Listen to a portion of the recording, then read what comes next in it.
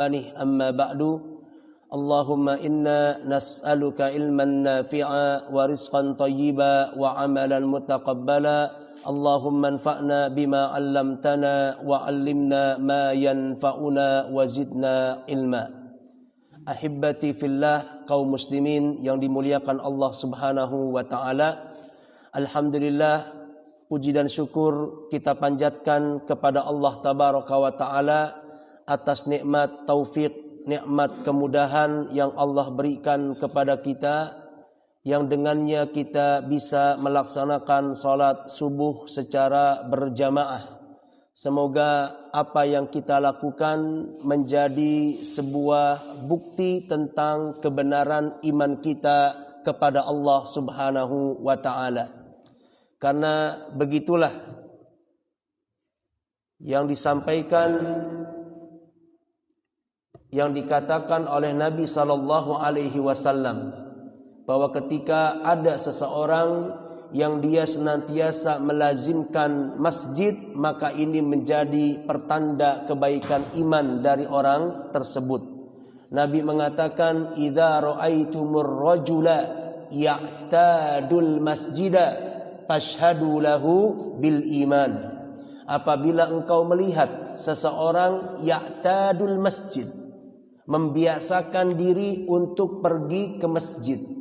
Kalimat ya'tad, membiasakan, tentu maksudnya bukan cuman sesekali saja, bukan cuman sekali dua kali saja.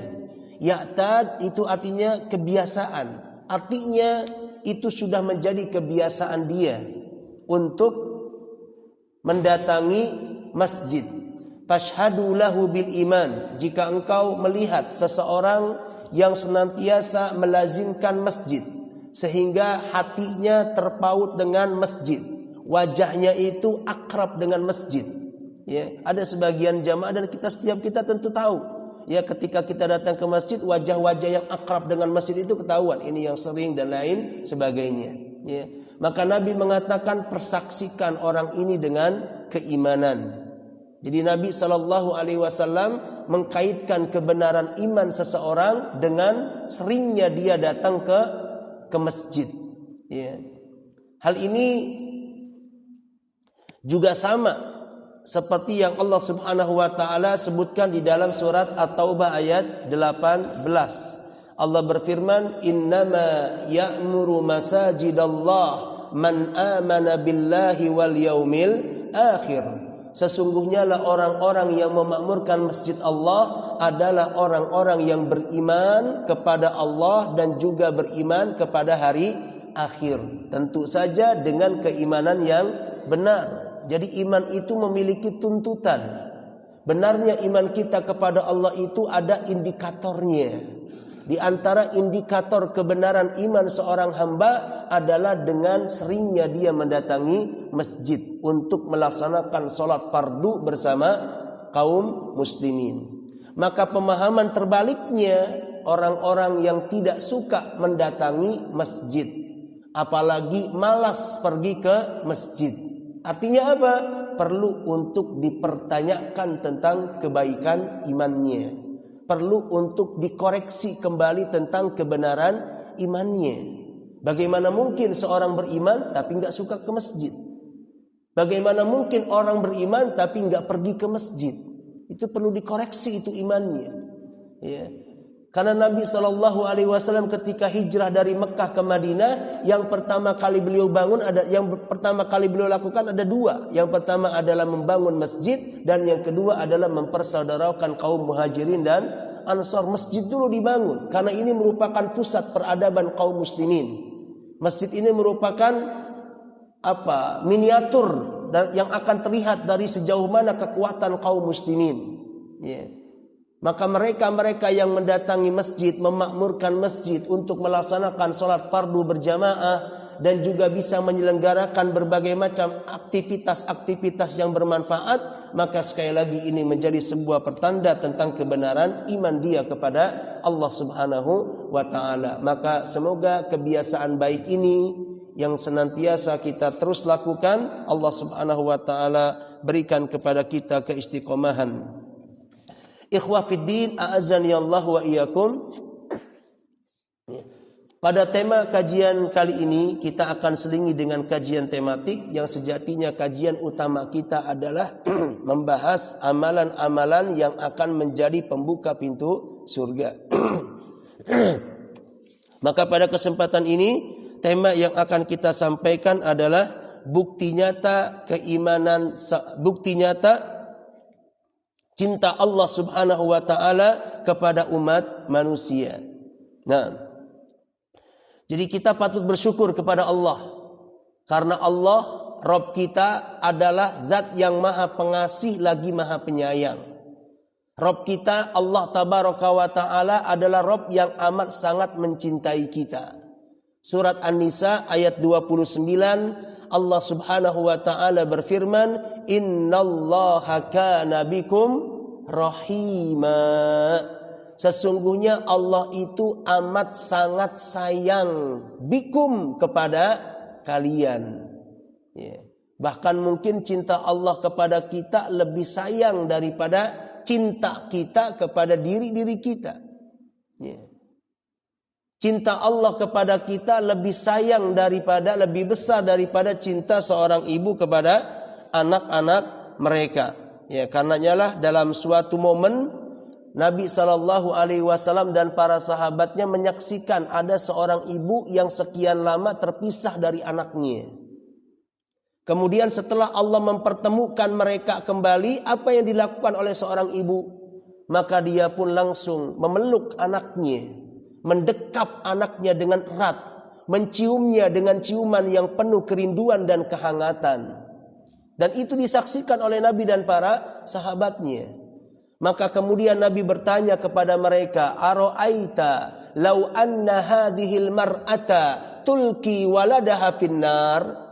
Bagaimana menurut kalian, apakah si ibu ini akan tega untuk melemparkan anaknya ke dalam kobaran api? Kira-kira menurut kalian, ibu ini bakalan tega tidak melemparkan anaknya ke dalam api? Maka sudah barang tentu para sahabat mengatakan, "Gak akan ya Rasulullah." Karena kita lihat begitu sayangnya ibu ini kepada anaknya.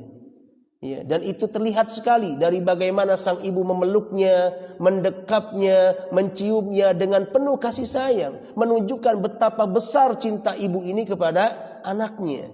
Maka kemudian Nabi mengatakan, "Fallahu arhama bikum min hadhil mar'ati liwaladiha." Sesungguhnya Allah itu lebih mencintai kalian daripada cintanya seorang ibu ini kepada anaknya. Subhanallah. Jadi Allah Subhanahu wa taala telah memberikan kepada kita segala sesuatu. Semuanya sudah Allah beri. Baik urusan dunia ataupun urusan akhirat. Ya. Allah sudah berikan kepada kita segala sesuatu untuk menopang kebaikan dunia dan kebaikan akhirat kita. Maka kita akan sebutkan apa bukti cinta Allah kepada kita yang terkait dengan urusan dunia dan juga urusan akhirat. Yang pertama, bukti cinta Allah kepada umat manusia yang terkait dengan urusan dunia. Bahwa ketika manusia itu berada di perut ibu mereka 120 hari. Dan ini merupakan satu kebaikan Allah yang kadang kita tidak sadari. Ya. Karena memang saat itu kita nggak ingat gimana kondisi kita. Tetapi Allah dan Rasulnya telah mengabarkan kepada kita bahwa setiap manusia pasti akan mengalaminya. Bahwa setiap manusia ketika berusia 120 hari di perut ibunya, menggantung di perut ibunya. Dan ketika Allah Subhanahu wa taala telah menyatukan antara roh kita dengan jasad kita, maka sejak saat itu kita sudah hidup di perut ibu kita. Yang tentu dalam kondisi seperti itu manusia siapapun dalam keadaan tidak berdaya, tidak memiliki kemampuan dan kekuatan untuk mencari nafkah, untuk menghidupi dirinya, nggak bisa dia. Tetapi dengan cinta, rahmat dan kasih sayangnya Allah Subhanahu wa taala telah memberikan makan kepada kita dalam keadaan kita sedang tidak berdaya. Sudah Allah berikan itu makanan buat kita. Ya.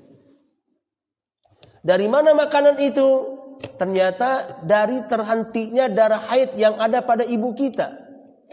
Jadi seorang wanita itu ketika di rahimnya tidak ada janin, dia akan mengeluarkan darah haid. Kalau memang dia masih produktif, ya. Secara otomatis keluar darah haid. Tetapi ketika di janinnya itu sudah ada di rahimnya itu sudah ada janin, apa yang terjadi? Yanqati'ud dam. Maka darah haid itu terhenti. Dan menurut para ahli, darah haid itulah yang kemudian menjadi asupan gizi kita saat kita berada di perut ibu kita. Allah hentikan darah haid yang ada pada ibu kita, yang ternyata itu menjadi asupan gizi kita. Sekian lamanya saat kita berada di perut ibu kita. Nah, kemudian setelah kita keluar, yataqallabud damu labanan. Ternyata kumpulan-kumpulan darah itu Allah rubah menjadi air susu. Subhanallah. Ya. Jadi Allah Subhanahu wa taala sudah sedemikian rupa mendesain anatomi tubuh seorang wanita untuk kemaslahatan kita. Ya. Maka ini barangkali hikmah kenapa rata-rata pinggul seorang wanita itu besar. Ya, supaya untuk bisa menampung kita umat manusia, untuk bisa berada di dalamnya. Ya. Setelah sekian lama kita berada di perut ibu kita, subhanallah, apa yang terjadi? Allah mudahkan jalan kita untuk bisa keluar dari perut ibu kita. Ya. Walaupun lingkaran kepala kita ini lebih lebar daripada, mohon maaf, lubang kemaluan ibu kita. Kepala kita lebih besar. Secara logika sesuatu yang besar ketika mau keluar pada lubang yang lebih kecil itu sulit. Ya. Tetapi dengan kemudahan yang Allah berikan bisa. Ini kita bicara normal ya, kita bicara sesuatu yang sifatnya aglabiyah ya. Walaupun memang ada sebagian orang yang kesulitan kemudian dia melakukan operasi sesar misalkan, tetapi secara umum subhanallah ya, lubang kemaluan ibunya itu kecil, kepala dia besar, tetapi nyatanya bisa keluar. Siapa yang bisa mempermudah kita keluar dari perut ibu kita? Allah. Makanya Allah ingatkan, Allah mengatakan huwallazi akhrajakum min butuni ummahatikum. Dialah Allah yang telah mengeluarkan kalian. Perhatikan itu, ya. Allah enggak mengatakan dokterlah yang mengeluarkan kalian dari perut ibu kalian. Bidanlah yang mengeluarkan kalian dari perut ibu kalian. Dokter-dokter spesialis kandunganlah yang mengeluarkan kalian dari perut ibu kalian. Tidak, Allah alladzi akhrajakum. Allah yang mengeluarkan kalian dari perut ibu-ibu kalian. Jadi bidan, dokter-dokter spesialis ya, itu sebagai perantara saja. Tapi yang memberikan kemudahan kita untuk bisa keluar dari perut ibu kita adalah Allah. Ini satu nikmat, satu bentuk cinta Allah yang kadang tidak disadari oleh manusia. Mereka merasa keluar ya keluar aja. Mereka nggak tahu siapa yang mengeluarkan mereka. Siapa yang memberikan mereka kemudahan untuk bisa keluar dari perut ibu-ibu mereka. Padahal Allah sudah ingatkan, Allah lah yang melakukannya. Ya, dalam surat Al-Abasa Allah juga ingatkan kepada kita. Allah mengatakan, "Tsummas sabila yassarah." Kemudian jalannya Allah mudahkan. Kalimat sabil itu jalan. Yassarahu Allah mudahkan.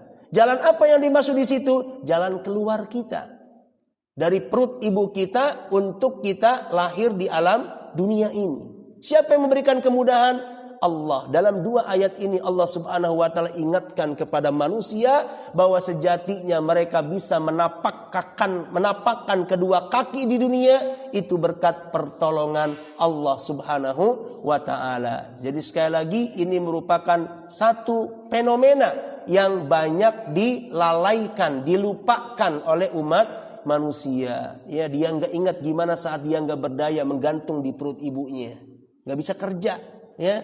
Ya kalau sekarang dia lapar dia bisa berusaha untuk mencari makan sendiri, bekerja dan lain sebagainya. Tapi saat kita berada di perut ibu kita, sungguh berada dalam keadaan kelemahan. Ya, tapi Allah sudah siapkan makanan kita. Allah sudah siapkan asupan gizi untuk kita. Semua ini menjadi bukti nyata betapa Allah sangat cinta kepada umat manusia. Nah,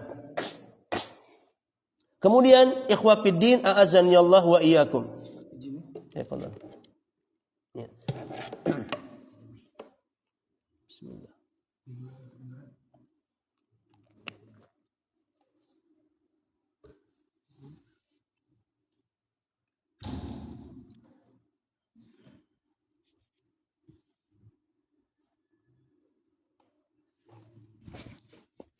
Cek. Ini bisa ya? Enggak.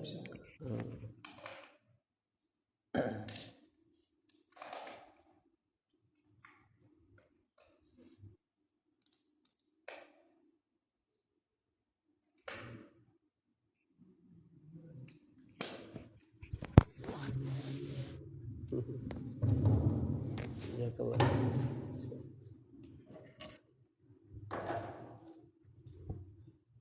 cek ya.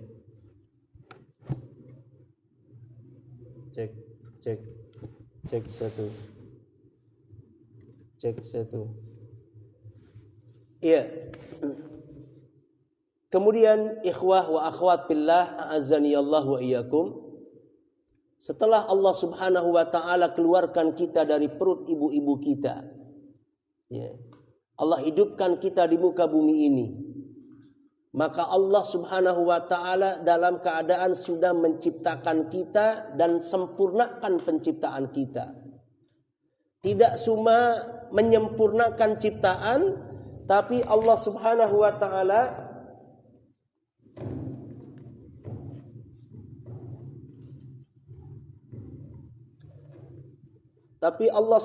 wa taala juga memberikan keseimbangan pada tubuh kita. Allah mengatakan alladzi khalaqaka fasawwaka fa'adalak. Nah, dialah Allah yang telah menciptakanmu, fasawwaka, menyempurnakan ciptaanmu, fa'adalak, dan kemudian membuat ciptaanmu itu serba seimbang. Subhanallah. Ya. Kita perhatikan panjangnya tangan kita ini sama dengan panjangnya tangan kiri kita. Begitu pula kaki kita yang kanan sama dengan yang kiri. Itulah makna dari apa? Keseimbangan. Allah jadikan seimbang semuanya.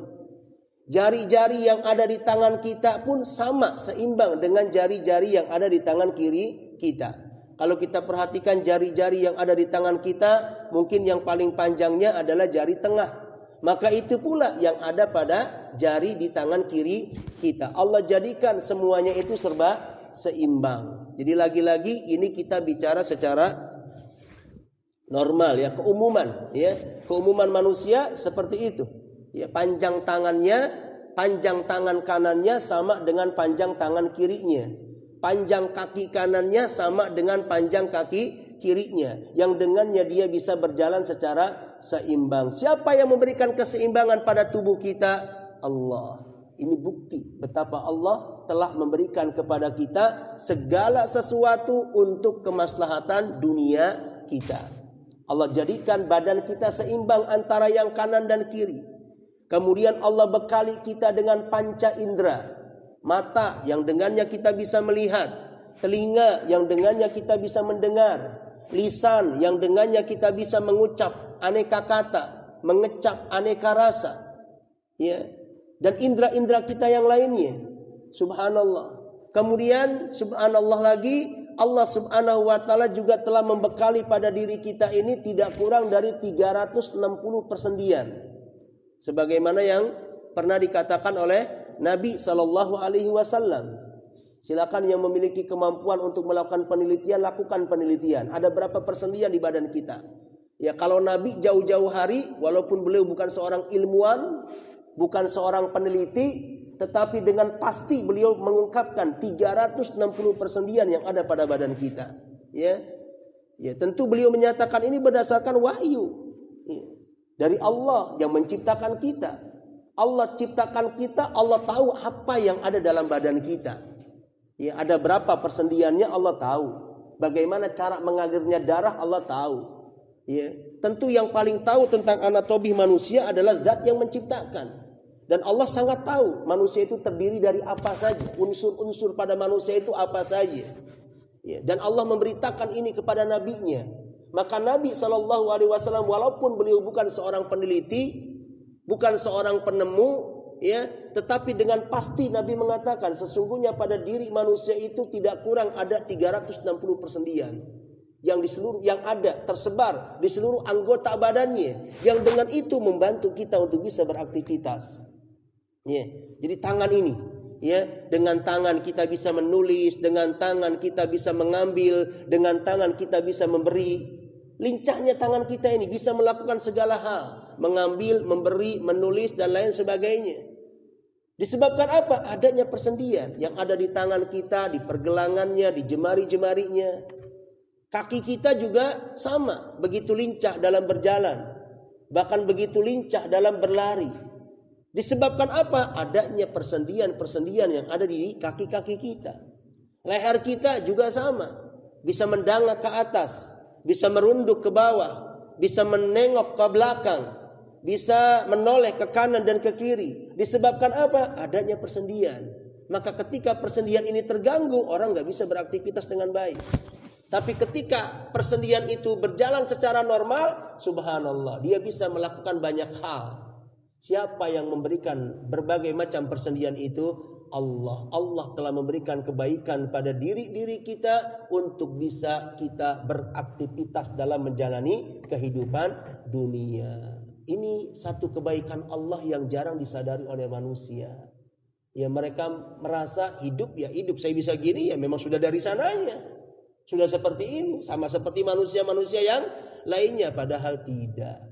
Allah dan Rasulnya telah mengabarkan kepada kita, di balik pandangan matamu, di situ ada nikmat Allah. Di balik pendengaran telingamu, di situ ada nikmat Allah. Engkau bisa berjalan, berlari, menulis, memberi, mengambil, menoleh ke kanan dan ke kiri. Di situ juga ada rahmat Allah atas dirimu. Ya. Maka Allah ingatkan kita, wa fi anfusikum afala tubsirun. Pada diri-diri kalian itu, tidakkah kalian melihat besarnya nikmat Allah kepada kalian? Tidakkah kalian melihat besarnya keagungan Allah atas diri-diri kalian yang telah membuat kalian bisa melihat, mendengar, berjalan, berlari, mengambil, memberi, menoleh dan lain sebagainya. Ya, jadi jika seorang itu betul-betul tafakkur terhadap kelebihan yang ada pada dirinya, tentu akan mengantarkan dia untuk mengagungkan Allah Subhanahu wa taala, yang kemudian membuat dia menjadi hamba-hamba yang taat kepada Allah Azza wa Jalla. Wa fi anfusikum afala tubsirun. Pada diri-diri kalian tidakkah kalian melihat keagungan Allah? Pada diri-diri kalian tidakkah kalian melihat besarnya rahmat Allah, cinta Allah kepada kalian? Jadi semua ini Allah berikan untuk apa? Untuk menopang kehidupan dunia kita. Ini contoh bukti kebaikan Allah kepada kita terkait dengan urusan dunia. Ya. Contoh lainnya, Allah Subhanahu wa taala ketika hidupkan kita di muka bumi ini, Allah Ta'ala telah menciptakan muka bumi dengan berbagai macam fasilitasnya. Ini juga yang kadang dilalaikan oleh kebanyakan manusia. Bahwa semua fasilitas dunia yang sedang dia nikmati saat ini, itu sejatinya adalah pemberian Allah. Bukti cinta Allah kepada mereka. Ya. Dan Allah Subhanahu wa Ta'ala ingatkan besarnya ciptaan Allah ini kepada manusia di dalam surat An-Naba. Bisa nanti dilihat surah An-Naba ayat 6 sampai dengan ayat 16. Allah ingatkan tentang betapa Allah lah yang memfasilitasi kalian hidup di dunia ini. Ya. Alam naj'alil arda mihada. Bukankah Allah yang telah menjadikan bumi ini sebagai hamparan? Ya, siapa yang menghamparkan bumi ini? Allah, ya, yang setiap hari bumi ini kita pijaki, ya. Di atas bumi ini kita berjalan, di atas bumi ini kita bisa berkendaraan, di atas bumi ini kita bisa membangun bangunan, di atas bumi ini kita bisa menanam pepohonan, ya. Jadi bumi yang setiap hari kita pijak merupakan ciptaan Allah. Allah ingatkan kita, alam naj'alil arda mihada. Bukankah bumi ini telah kami jadikan sebagai hamparan buat kalian. Wal jibala autada, dan kami jadikan gunung sebagai watadnya. Ya, watad itu sebagai pasaknya, ya, yang akan menguatkan, yang akan membuat bumi ini menjadi kuat, menjadi kokoh. Ya. sehingga nggak ada getaran-getaran bumi. Ya sekalipun ada kejadian guncangan, gempa, ya itu nggak seberapa. Kenapa bumi ini kuat? Kenapa bumi ini kokoh? Disebabkan karena Allah ciptakan juga gunung-gunungnya. Jadi jangan kita kira gunung itu Allah ciptakan atau gunung itu ada dengan sendirinya. Tidak, Allah sebutkan ini. Ya. Gunung itu Allah yang ciptakan. Wal jibala autada, kami jadikan gunung itu sebagai pasak bumi. Nggak ada dengan sendirinya. Ya. Dia nggak bisa menyatu antara satu kumpulan kerikil-kerikil kecil, mereka menggabungkan diri sendiri kemudian menjadi gunung yang besar. Tidak, Allah yang ciptakannya. Dan Allah ciptakan gunung bukan cuma sekedar untuk pemandangan saja, memanjakan pemandangan mata-mata kita dengan keindahan, tetapi ada fungsinya, yaitu sebagai watad, sebagai pasaknya bumi, yang dengan itu bumi menjadi kuat dan kokoh dan tidak guncang. Makanya nanti ketika kiamat terjadi, gunung itu Allah cabut dan Allah hancurkan sehancur-hancurnya, berterbangan seperti kapas-kapas. Maka ketika bumi ini tidak lagi memiliki penguat, tidak lagi memiliki perekat, tidak lagi memiliki pasak, apa yang terjadi? Membuat bumi ini menjadi lemah, sehingga terjadilah guncangan yang sangat dahsyat. Maka di antara fenomena yang akan terjadi di hari kiamat, bahwa bumi ini akan diguncangkan oleh Allah dengan guncangan yang sangat keras. Idza zulzilatil ardu zilzalaha. Apabila bumi ini sudah diguncangkan oleh Allah dengan guncangan yang sangat kuat, yang sangat dahsyat, yang belum pernah terjadi guncangan itu sebelumnya. Ya, kenapa bumi ini terguncang begitu kuat, menjadi lemah? Disebabkan karena pasak-pasaknya sudah dicabut oleh Allah. Walhamdulillah, Allah jadikan bumi ini untuk kita. Wal jibala autada wa khalaqnakum azwaja wa ja'alna naumakum subata. Apa di sini maksudnya? Allah ciptakan tidur untuk kalian bisa beristirahat. Subhanallah. Jadi kita bisa tidur ini pun merupakan bagian daripada nikmat Allah Subhanahu wa taala kepada diri-diri kita. Kita nggak bisa bayangkan kalau seandainya kita nggak bisa tidur. Ternyata dengan tidur itu akan membuat kita bisa beristirahat dari penatnya kita beraktivitas. Nah, dan masih banyak lagi. Wa ja'alnal laila libasa, kami jadikan malam sebagai pakaian. Yang Allah jadikan malam ini sebagai pakaian, maksudnya menutup jagat raya dengan kegelapan, sehingga dengan itu manusia bisa tidur dengan nyaman. Wa ja'alnan nahara ma'asya, kami jadikan waktu siang untuk kalian bisa mencari nafkah, ya. Jadi menunjukkan apa di sini? Adanya malam, adanya siang tidak terjadi dengan sendirinya. Allah yang merubah pergantian malam dan siang untuk kemaslahatan wahai manusia. Wa anzalna minal mu'sirati ma'an sajjaja, dan kemudian kami turunkan juga air hujan, ya, dari awan-awan, ya, linukhrija bihi habban wa nabata, yang kemudian dari hujan itu kami tumbuhkan, ya, tumbuh-tumbuhan, pepohonan, sayur-mayur, buah-buahan, rumputan dan lain sebagainya. Subhanallah. Ya, jarang seseorang itu menyadari bahwa pada setiap butiran nasi yang dia makan, ya, kemudian buah-buahan yang dia makan setiap harinya, sayur-mayur yang dia makan setiap harinya, ya, itu nggak murni karena kita bisa membelinya dengan apa? Dengan uang kita, ya. Tetapi keberadaan sayur-mayur, buah-buahan, biji-bijian yang keberadaan mereka, ya, atau keberadaan hal-hal yang seperti ini terjaga, konsistensinya terjaga sampai sekarang, ya, itu berkat karunia Allah. Melalui apa itu Allah tumbuhkan? Dengan turunnya air hujan, ya, yang dengannya Allah tumbuhkan buah-buahan yang untuk manfaat untuk manusia, dan begitu seterusnya. Jadi ini apa? Bukti, ya, kebaikan yang Allah Subhanahu wa taala berikan kepada umat manusia. Nah, dan ternyata Allah tidak hanya memberikan kebaikan kepada manusia, tidak hanya sekedar untuk kemaslahatan duniawi saja. Dalam masalah akhirat pun Allah Subhanahu wa taala sudah berikan kebaikan ini kepada kita, supaya kita bisa mendapatkan hasil maksimal nanti di akhirat. Ya. Apa contoh kebaikan yang Allah berikan? Bahwa setiap satu kebaikan yang dilakukan oleh manusia itu Allah akan lipat gandakan menjadi 10 kali lipat. Subhanallah. Tapi untuk keburukan Allah tidak membalas kecuali hanya sekadar dengan keburukan yang dia lakukan. Allah berfirman, "Faman jaa'a bil hasanati falahu asyru amsalihha wa man jaa'a bis sayyi'ati fala yujza illa mithlaha." Ya, barang siapa yang melakukan satu kebaikan maka dia akan mendapatkan 10 kali lipatnya. Dan barang siapa yang melakukan satu keburukan maka dia tidak dibalas kecuali sekadar dengan keburukan yang dia lakukan. Kebaikan dibalas jadi 10. Kalau keburukan 1 ya 1, 2 ya 2. Subhanallah. Bukti apa ini? Bukti cinta Allah kepada kita. Agar dengan itu kita bisa lebih berpotensi mendapatkan kebaikan akhirat. Ketetapan-ketetapan ini Allah tetapkan untuk kemaslahatanmu wahai manusia, untuk kemaslahatan kita. Coba kalau dibalik, ya, satu kebaikan cuma dapat pahala 1, satu keburukan dibalas oleh Allah 10 dosa. Kira-kira bakal selamat nggak kita? Sulit untuk selamat kalau ketentuannya kayak gitu. Ya.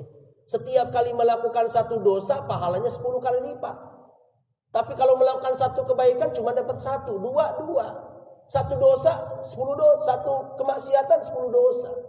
Kalau kayak gini ketetapan yang Allah tetapkan pada diri kita, pesimis kita bisa selamat. Ya. Untuk yang kayak gini aja kita nggak tahu bagaimana nanti mempertanggungjawabkan dosa-dosa yang kita lakukan. Apalagi kalau setiap dosa dilipat gandakan jadi 10. Dilipat gandakan jadi 700 kali lipat. Masya Allah. Gimana kita akan mampu memikul dosa-dosa kita? Sulit bagi siapapun untuk bisa selamat. Tapi alhamdulillah Allah nggak menetapkan masalah akhirat itu demikian.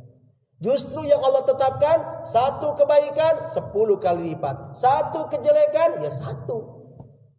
Supaya apa ini? Supaya kita memiliki potensi kans yang besar untuk mendapatkan kebaikan akhirat. Ini bukti ya, Allah menginginkan kebaikan atas diri kita. Dan semua jalan-jalan kebaikan itu sudah dijelaskan. Nggak ada satupun yang tersembunyi. Ya. Jadi Nabi SAW ketika beliau wafat, semua dalam keadaan, semua kebaikan sudah dijelaskan. Semua keburukan juga sudah dijelaskan. Sehingga Nabi SAW wafat, Islam ini sudah menjadi agama yang sempurna, yang mencakup semua kebaikan dan sudah memperingatkan kepada kita semua segala bentuk keburukan. Al-yauma akmaltu lakum dinakum. Pada hari ini aku telah sempurnakan untuk kalian agama kalian, yaitu Islam. Maka Islam ini nggak perlu ditambah-tambah. Kenapa? Karena sudah sempurna. Nah, baik. Kemudian bukti yang lainnya, ketetapan Allah terkait dengan akhirat yang akan menjadi, yang dengannya kita berpotensi mendapatkan kebaikan. Bahwa Allah tidak hanya mencatat kita dengan kebaikan yang kita lakukan, tapi Allah juga akan mencatat kita dengan kebiasaan-kebiasaan baik yang telah kita biasakan saat kita sehat dan tidak sedang kemana-mana. Subhanallah. Jadi ternyata Allah juga akan mempertimbangkan kebiasaan. Ya. Nabi SAW bersabda, "Idza maridal abdu aw safara, kutiba lahu ma kana sahihan muqima." Apabila seorang hamba itu sakit atau safar, maka akan ditulis untuknya kebiasaan yang dia biasakan saat dalam keadaan sehat dan tidak sedang kemana-mana. Ya. Umpamanya ada orang punya kebiasaan baik. Apa contohnya? Senantiasa sholat fardunya di masjid. Ya. Karena saking seringnya ini dilakukan, Allah menganggap itu sebagai sebuah kebiasaan. Seperti tadi saya sampaikan, kalimat ya'tad, membiasakan diri itu tidak dilakukan cuma sekali 2 kali. Tidak dilakukan cuma sesaat 2 saat. Yang namanya kebiasaan itu dilakukan terus menerus sehingga wajahnya itu betul-betul akrab dengan masjid. Ya, kelihatan sekali dia adalah sebagai orang yang akrab dengan masjid. Ya. Dan saking seringnya Allah jadikan itu sebagai sebuah kebiasaan. hingga satu saat dia dalam keadaan sakit, nggak bisa pergi ke masjid, sehingga sholatnya sendirian di rumah, atau bahkan dia sholatnya berbaring, nggak bisa berdiri. Maka sekalipun dia sholat sendiri di rumah, sekalipun dia sholatnya itu berbaring, maka Allah tetap akan berikan dia pahala seperti pahala orang yang sholat berjamaah di masjid. Dari mana pahala itu dia dapat? Bukan dari amalnya, karena amalan dia sholatnya di rumah, sholatnya sendirian. Tetapi pahala mendapatkan sholat jamaah dari apa? Dari kebiasaan. Ya. Jadi Allah itu akan mencatat kita dengan pahala bukan cuma dari amal baik yang kita lakukan, tetapi juga dari kebiasaan-kebiasaan baik yang telah kita biasakan saat kita sehat, saat kita tidak sedang kemana-mana. Kalau kita tidak sedang kemana-mana, ya sholatnya pasti di masjid. Zuhurnya 4 rakaat, asarnya 4 rakaat. Tapi ketika kita dalam keadaan safar, ya, maka dalam rangka untuk mengambil rukhsah misalkan, maka kita qashar sholat kita. Zuhur yang asalnya 4, kita qashar jadi 2. Asar yang harusnya 4, kita qashar jadi 2. Apakah mentang-mentang kita sholatnya 2 rakaat, kita cuma dapat pahala setengah? Qashar yang asar harusnya 4 rakaat, kita qashar jadi 2 rakaat, apakah dapat pahala setengah? Kita katakan tidak. Kita akan tetap mendapatkan pahala seperti orang yang sholatnya 4 rakaat. Kita akan tetap dapat pahala seperti orang yang sholat berjamaah. Sekalipun kita sholatnya cuma jadi 2 rakaat. Sekalipun mungkin sholatnya kita di hotel sendirian, karena kita dalam keadaan safar. Ya. Tapi kebaikan-kebaikan dari pahala sholat berjamaah terus dia dapat. Dari mana? Dari kebiasaan. Maka ini harus menjadi perhatian besar buat kita. Ya. Hendaknya setiap kita memanfaatkan waktu sehat kita, waktu senggang kita, waktu mukim kita untuk menumbuhkan kebiasaan-kebiasaan baik. Ya. Tumbuhkan kebiasaan baik saat sehat kita. Tumbuhkan kebiasaan baik saat senggang kita, saat mukim kita. Agar dengan itu Allah akan terus memberikan kepada kita pahala-pahala sekalipun kita tidak memiliki kemampuan untuk melakukan kebaikan tersebut, ya. Jadi ketetapan ini Allah tetapkan untuk apa? Untuk kebaikan kita, agar kita tetap berpotensi mendapatkan pahala sekalipun kita dalam keadaan tidak berdaya. Orang dalam ketidakberdayaannya itu ada kalanya tetap mendapatkan pahala. Ya, saudara-saudara kita yang saat ini mungkin berbaring di rumah sakit, ya. Ya dia nggak bisa, yang namanya sakit tentu nggak bisa ibadah secara maksimal, ya. Kajian nggak bisa ikut lagi, rutin Quran juga mungkin nggak bisa lagi bacaan rutin Quran yang dia rutinkan, ya. Tapi kalau sehat dia masya Allah rutin baca Qurannya. Tapi kalau lagi sakit, ya sulit untuk bisa ibadah itu maksimal. Ke masjid nggak bisa, ngaji nggak bisa, baca Quran nggak bisa. Ya palingnya zikir-zikir sederhana.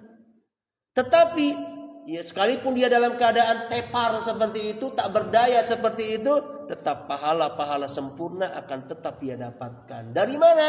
Dari kebiasaan baik yang dia biasakan ketika dia dalam keadaan sehat. Akan ada masanya saat kita tidak berdaya.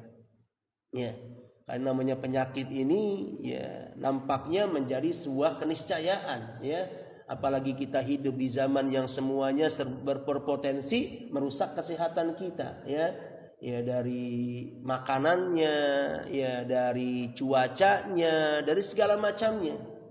Ya tentu ketika Allah panjangkan umur seseorang, ya ada potensi dia mendapatkan saat-saat dia tidak berdaya. Tentu kita ingin saat ketidakberdayaan kita di atas pembaringan kita, tapi tetap pahala sempurna terus mengalir kepada kita. Lewat apa itu? Lewat kebiasaan. Maka sebelum masa tidak berdaya ini menyapa kita lewat sakit, lewat masa tua yang lemah, ya. Sebelum masa-masa ini datang, maka manfaatkan masa muda kita, masa sehat kita untuk membentuk ya kebiasaan-kebiasaan baik. Dan ini merupakan bentuk cinta Allah kepada umat manusia, bahwa Allah akan tetap berikan mereka pahala sesuai dengan kebiasaan baiknya. Nah, yang terakhir, ikhwah fiddin, a'azani Allah wa iyyakum.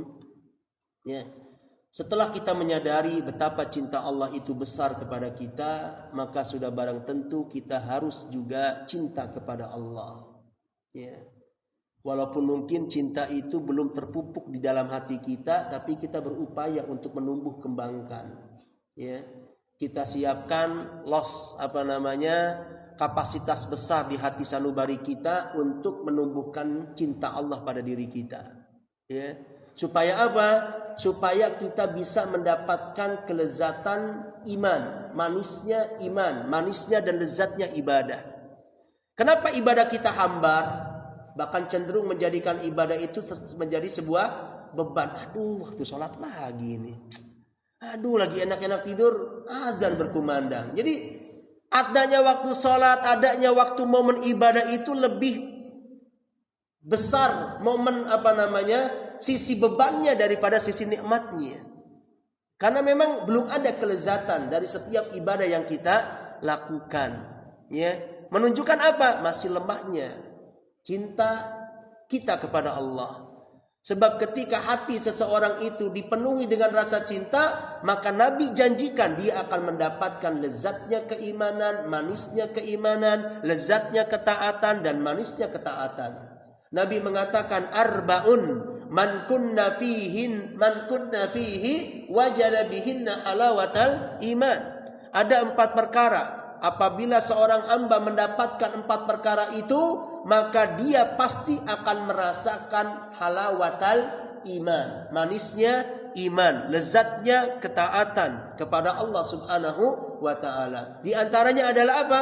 Ayyakunallahu wa rasuluhu ahabba ilaihi mimma siwahuma. Hendaknya dia menjadikan Allah dan Rasulnya lebih dia cintai dari keduanya. Ya. Jadi ketika hati seorang manusia, dan tentu ini perkara yang berat, ya, dan kita jangan menyerah, kita berupaya, ya, untuk terus menumbuh kembangkan cinta Allah di hati kita.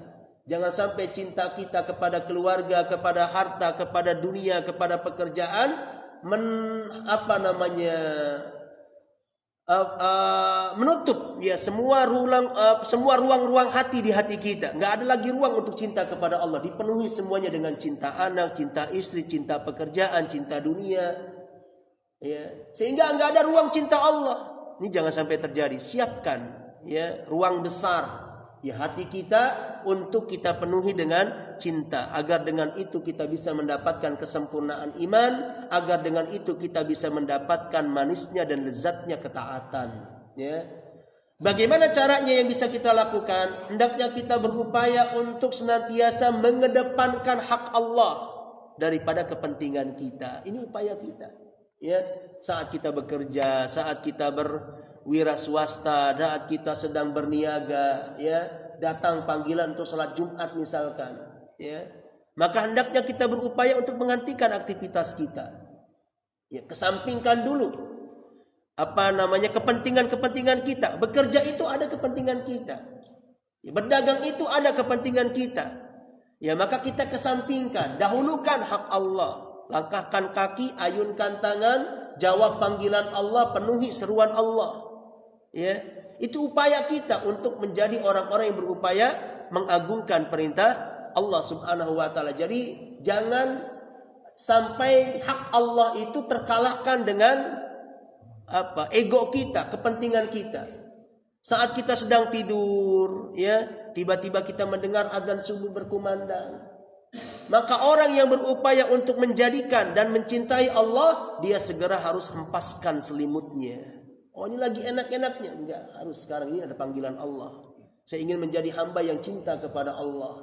Ya, tunda dulu tidurnya. Ya, dia mujahadah, dia berupaya kuat ya untuk memelekkan kedua matanya. Ya, dia turun dari pembaringannya, dia basuh mukanya, dia langkahkan kakinya, dia ayunkan tangannya, dia jawab dulu panggilan Allah. Ya. Ini salah satu momen kita untuk bisa menumbuhkan rasa cinta kepada Allah Subhanahu wa taala dengan cara kita mengagungkan Allah, kewajiban-kewajiban yang Allah amanahkan kepada kita, daripada kita memperturutkan syahwat dan keinginan kita. Pada tidur itu ada kelezatannya untuk diri kita. Tetapi kita kalahkan. Demi untuk apa? Mengedepankan hak Allah Subhanahu wa ta'ala. Nah, kemudian yang berikutnya adalah dengan cara kita berupaya mengikuti sunnah Nabi Sallallahu Alaihi Wasallam. Ya, seperti ayat yang tadi kita baca di dalam salat subuh di rakaat yang kedua, ya. Allah mengatakan, "Qul in kuntum tuhibbunallah." Katakan jika kalian cinta kepada Allah. Ya. Jadi ketika kita mengaku diri sebagai orang yang cinta kepada Allah, fattabi'uni, maka ikutilah aku. Perhatikan ini. Jika kita ingin menumbuh kembangkan cinta Allah di dalam hati kita, maka kita harus punya semangat untuk mengikuti sunnah Nabi Sallallahu Alaihi Wasallam. Bohong orang mengklaim diri cinta Allah sementara nggak ada semangat untuk mengikuti sunnah Nabi. Oh, saya cinta sama Allah, saya mencintai Allah, I love Allah misalkan, ya, dari ucapannya, dari berbagai macam pernak-perniknya menunjukkan dia adalah orang yang sangat cinta kepada Allah, tetapi menyelisihi sunnah, ya. Justru yang dilakukan adalah banyak kebid'ahan, gak ada semangat untuk mengikuti sunnah. Itu omong kosong. Orang yang cinta Allah senantiasa ditunjuki dari semangat dia dalam mengikuti petunjuk Nabi Sallallahu Alaihi Wasallam, baik dalam hal berakidah, beribadah, berakhlak, bermuamalah dan yang lainnya. Ya, itu menjadi syarat mutlak. Nah, kemudian yang ketiga adalah hendaknya kita berdoa dan memohon kepada Allah agar Allah karuniakan kepada kita, ya, hati-hati yang mencintai Allah. Allah karuniakan kepada kita hati-hati yang lunak sehingga mudah untuk cinta kepada Allah. Dan Nabi Shallallahu Alaihi Wasallam sudah mengajarkan kita akan doa ini, yaitu dengan kita mengatakan Allahumma inni as'aluka hubbaka wa hubba man yuhibbuka wa hubba amalin yuqarribuni ila hubbik. Allahumma inni as'aluka hubbak wa hubba man yuhibbuk wa hubba amalin yuqarribuni ila hubbik. Ya Allah, aku memohon kepadamu untuk cinta kepadamu. Jadi berat untuk menumbuhkan cinta Allah di hati, itu berat. Maka butuh apa? Pertolongan Allah, kita minta. Jadi Nabi saja, ya, minta untuk hatinya ini dipenuhi dengan rasa cinta kepada Allah. Lewat apa? Lewat meminta. Selain lewat tadi, ya, upaya. Jadi ada selalu demikian, ya. Ketika kita menginginkan kebaikan, ada dua hal yang harus kita lakukan. Yang pertama, berupaya untuk melakukan action, tindakan real, tindakan nyata. Ya. Kemudian setelah itu banyak berdoa dan meminta. Ada tindakan nyata yang real, yang nyata, dan juga tidak lupa dia berdoa. Selalu itu. Ya. Dia minta kebaikan urusan dunia, mendapatkan kemapanan dalam hidup misalkan. Maka harus ada usaha real. Apa itu? Bekerja. Ya. Setelah itu dia minta kepada Allah. Ya. Jangan cuma minta. Setelah itu dia cuma duduk manis berpangku tangan. Sementara dia ingin mendapatkan rezeki dan karunia dari Allah. Itu enggak benar. Ya. Lakukan usaha nyata dulu. Usaha kalian itu apa? Kemudian tawakal dan minta kepada Allah hasilnya. Ketika kita ingin mendapatkan anak soleh, ya begitu juga. Harus ada usaha real yang kita lakukan. Caranya, sekolahkan mereka ke tempat-tempat yang baik. Kemudian kita terus memberikan nasihat, memberikan arahan, ya, kepada mereka. Kemudian minta kepada Allah anak soleh. Dan para nabi sudah memberikan contoh kepada kita akan doa-doanya. Rabbi habli minas solihin, Rabbi ij'alni muqimas salati wa min dzurriyyati Rabbana wa taqabbal du'a. Rabbi habli min ladunka dzurriyyatan thayyibah innaka sami'ud du'a. Rabbana hablana min azwajina wa dzurriyyatina qurrata a'yun. Banyak doa-doa yang bisa kita mintakan kepada Allah. Doa aja enggak cukup, harus ada usaha real, usaha nyata. Ya. Begitu pula ketika orang ingin hatinya ini dipenuhi cinta kepada Allah, harus ada usaha yang dia lakukan. Yang pertama tadi, agungkan perintah Allah. Dahulukan, prioritaskan, ya, kewajiban-kewajiban yang Allah amanahkan kepada kita daripada kepentingan-kepentingan kita. menjadi orang yang berusaha semangat menjalankan sunnah-sunnah Nabi, petunjuk Nabi dalam berakidah, dalam beribadah, dalam berakhlak, dalam bermuamalah. Setelah itu minta kepada Allah bantuan. Ya, di antara doanya adalah ini. Allahumma inni as'aluka hubbak wa hubba man yuhibbuk wa hubba amalin yuqarribuni ila hubbik. Ya Allah, aku minta kepadamu kecintaan kepadamu. Hubbak, cinta kepadamu. Wa hubba man yuhibbuk, dan cinta dari orang-orang yang mencintaimu. Ya. Ya. Kemudian wa hubba amalin yuqarribuni ila hubbik, dan juga untuk suka dan cinta melakukan amal yang mendekatkanku kepada kecintaanmu. Ya. Ditumbuhkan di hati kita cinta kepada amalan-amalan yang akan mengantarkan kita untuk mendapatkan cinta Allah. Apa amal yang akan mendatangkan cinta Allah? Melaksanakan kewajiban. Karena ada orang pengen dia hatinya dipenuhi oleh rasa cinta, tetapi mengabaikan kewajiban. Ini nggak akan ketemu. Ya. Jika kita ingin hati kita dipenuhi cinta Allah, lakukan amalan yang akan mendekatkan kita kepada cinta Allah. Di antaranya menjalankan kewajiban dan juga ya sunnah-sunnah Nabi. Karena Allah yang mengatakan demikian. Allah mengatakan wa ma taqarraba 'abdi ilayya bi syai'in ahabbu ilayya mimma aftaratu alaih. Ya. Tidaklah seorang hamba mendekatkan diri kepadaku dengan sesuatu yang lebih aku cintai daripada dia menjalankan apa yang aku wajibkan kepadanya. Allah, tidak ada amalan yang lebih Allah cintai melainkan seorang hamba menjalankan apa yang Allah wajibkan. Maka sholat 5 waktu itu adalah amalan yang akan mengantarkan kita kepada cinta kepada Allah. Ya. Dan begitu juga amalan-amalan yang lainnya. Wala yazalur rajulu yataqarrabu ilayya bin nawafil at-tahibba. Dan tidaklah seseorang yang terus-menerus mendekatkan diri kepadaku dengan menjalankan sesuatu yang sunnah. Setelah dia jalankan yang wajib, dia jalankan yang sunnah, terus-menerus dia melakukan itu hatta uhibbahu, sampai aku akan mencintainya. Ya, maka ketika langkah-langkah ini kita lakukan, insya Allah Allah akan karuniakan kepada kita kecintaan kepadanya di hati-hati kita, yang dengan itu insya Allah kita akan mendapatkan kebaikan dunia dan juga akhirat. Sekali lagi ini berat ya, mudah cuman di lisan tapi berat dalam pengamalan ya. Tapi setiap kita terus berupaya ya, berupaya menumbuhkan rasa cinta kepada Allah di hati-hati kita, dan insya Allah dengan upaya kita, mujahadah kita, Allah akan memberikan kemudahan-kemudahan itu kepada kita ya. Walladzina jahadu fina lanahdiyannahum subulana. Orang yang berupaya, bersusah payah berada di atas jalan kami, melakukan amalan-amalan di atas jalan kami ya, lanahdiyannahum subulana, niscaya kami akan memberikan petunjuk kepadanya untuk senantiasa berada di atas jalan kami. Semoga Allah tabaraka wa taala mengkaruniakan kecintaan di hati-hati kita kepada Allah, kecintaan terhadap amal yang akan mengantarkan kita untuk cinta kepadanya. Amin ya rabbal alamin. Ya, apabila ada hal yang perlu didiskusikan, dipertanyakan, silakan. Nah, fadhal. Assalamualaikum warahmatullahi wabarakatuh.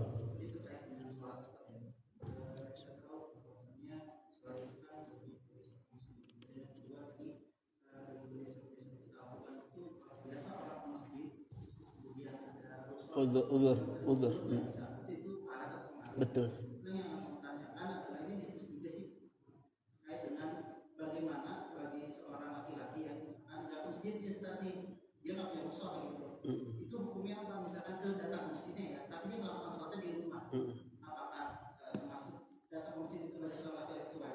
Masya Allah.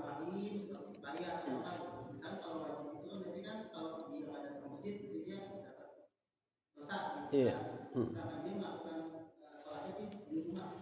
Masya Allah. Masya Allah. Jazakallah khairan ya. Ya, pertanyaan yang cukup bagus terkait dengan hukum seorang laki-laki sholat berjamaah di masjid. Ya. Ya, memang ini satu permasalahan yang memang sejak dahulu kala sudah dihilafkan oleh para ulama. Ya.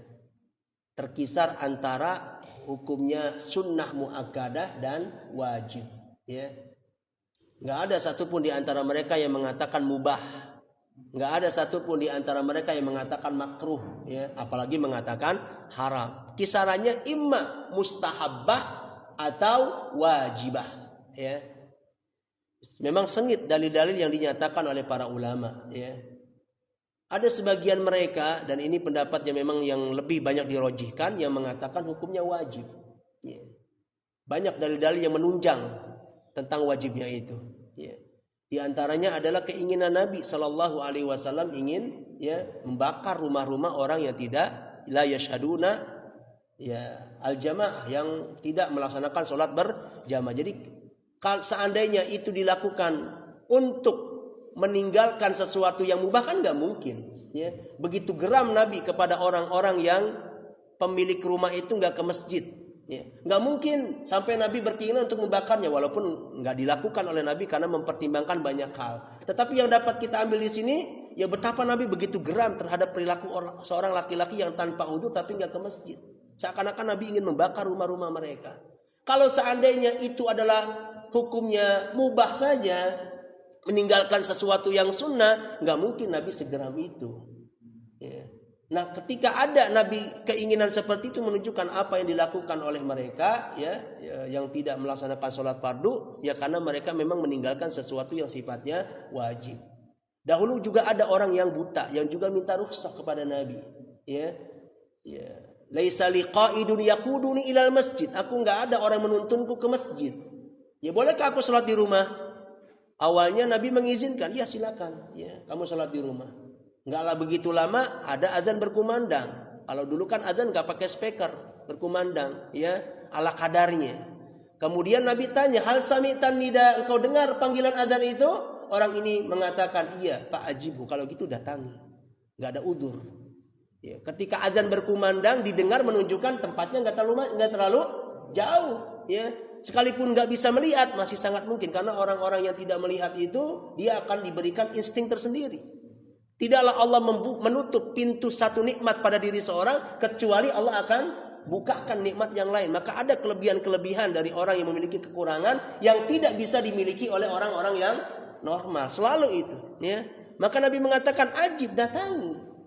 Untuk orang yang seperti itu saja Nabi nggak berikan udzur, ya. Padahal nggak bisa melihat. Jalan ke masjidnya pun dapat dipastikan penuh kerikil, penuh debu lah, ya, gelap, ya.